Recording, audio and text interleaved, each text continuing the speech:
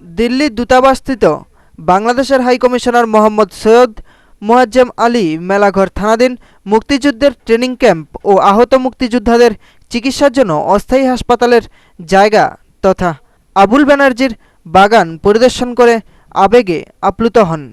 এখানে তিনি মুক্তিযুদ্ধে নিহত শহীদদের স্মৃতির উদ্দেশ্যে একটি স্মৃতিসৌধ নির্মাণের প্রস্তাব করেন।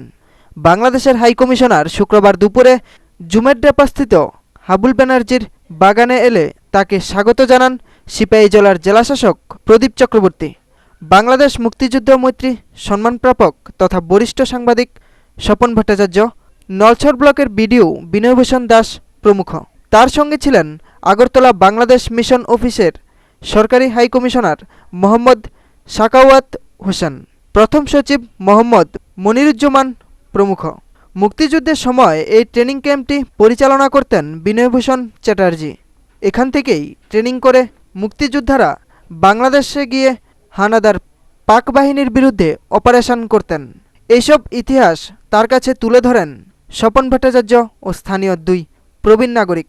হাইকমিশনার সৈয়দ মোয়াজ্জেম আলী বলেন, বাংলাদেশের মুক্তিযুদ্ধে ত্রিপুরার তথা আগরতলার মানুষের অবদানের কথা বাংলাদেশের জনগণ কোনোদিন ভুলবে না। তিনি এক প্রশ্নের উত্তরে ভারতের রাষ্ট্রপতি প্রণব মুখার্জির উদ্ধৃতি দিয়ে বলেন, ভারত বাংলাদেশের সম্পর্কের এখন সুবর্ণযুগ চলছে। এই সম্পর্ক আরও সুদৃঢ় হবে বলে তিনি আশা প্রকাশ করেন।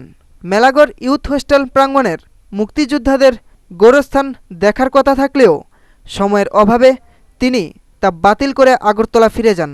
প্রসঙ্গত, হাইকমিশনার সৈয়দ মোয়াজ্জেম আলী 1971 সালের মুক্তিযুদ্ধের সময় ওয়াশিংটন পাকিস্তানি দূতাবাসের দ্বিতীয় সচিব ছিলেন।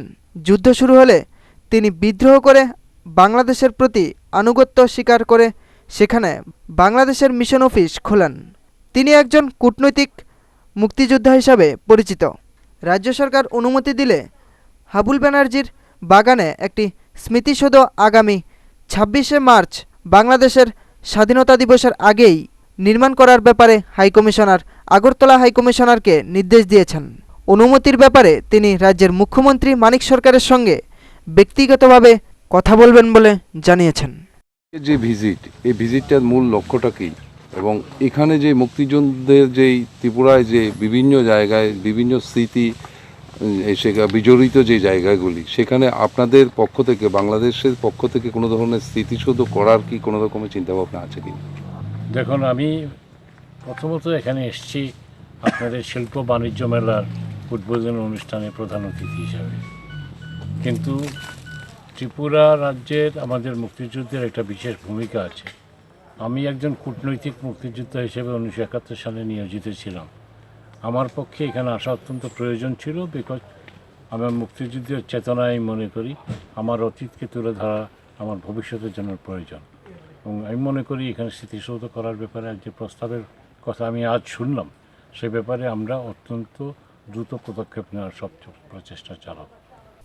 Bureau report, fantasy TV.